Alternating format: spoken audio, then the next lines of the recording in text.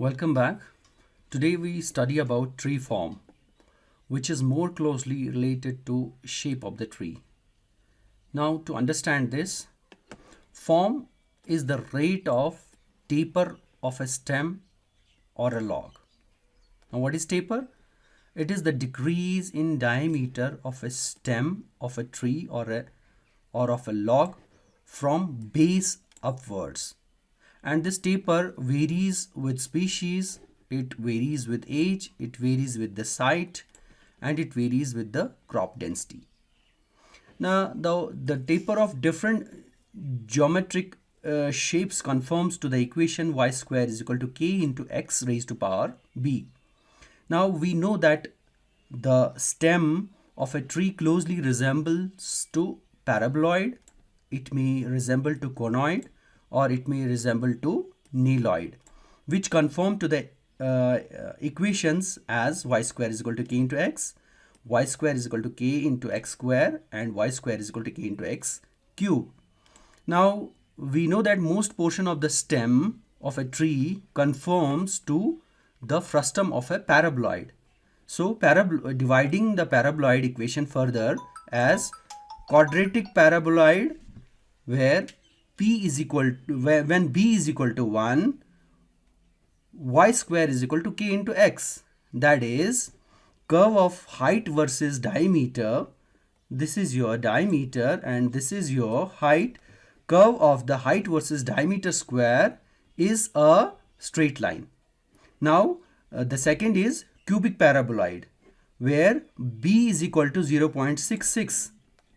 Now the equation becomes y cube is equal to k into x, means curve of the height versus diameter cube, y cube is a straight line. So to understand this further, we need to visualize the shape of the stem. Now we already discussed that the stem resembles to nailoid, conoid and paraboloid. Now while concentrating at the base of the tree, and if we take a nailoid and we take a frustum out of nailoid, which is this portion, if we place it at the base of the tree, it clearly resembles the base of the tree.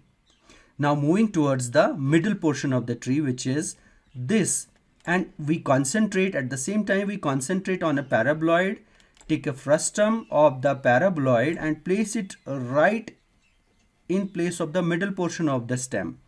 It clearly resembles the middle portion of the stem. Now we are left with the top portion of the tree. Now we take a cone, then we take a frustum of a cone and try to place it at the top of the stem of a tree. This is how the form of the tree of our stem gets completed.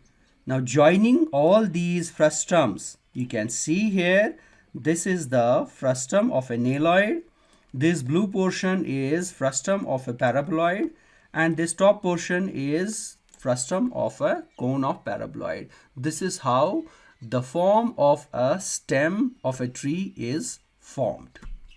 Now there have been various theories that have been put by different scientists, different foresters and different mathematicians to understand the form of a tree. Among them, there has been nutritional theory and water conducting theory. Then there has been hormonal theory. And finally, there has been Metzer-Gerder's theory, which has the largest acceptance so far. Nutritional theory believes that what tree has to conduct water and minerals and take it to the upper portions of the tree. So at the base it has to be huge, and when to serve this water and nutrients to the whole tree above. When we move upwards from the stem, this requirement decreases because we are covering the most part of the tree, and while reaching the top there is only a little portion left to be fed. So the size of the stem at that point has to be thin.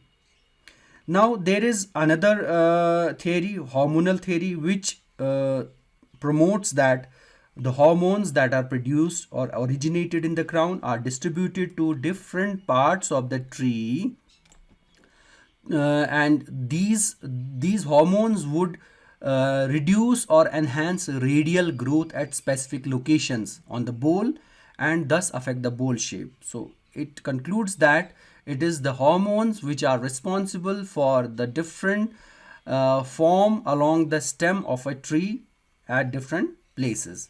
Now there is another theory, Metzger's theory, which says that a beam of this tree stem acts as a beam of uniform resistance to bending, which is anchored at the base and functioning as a lever, as a cantilever beam of uniform size against the bending force of wind. As we know that trees, whether solitary or in groups, whether in deserts or in temperate areas or in tropical areas, are subject to wind pressure. So the pressure when exerted to the trees, this pressure gets resolved, this force gets resolved from top towards the base, and this with the increasing force.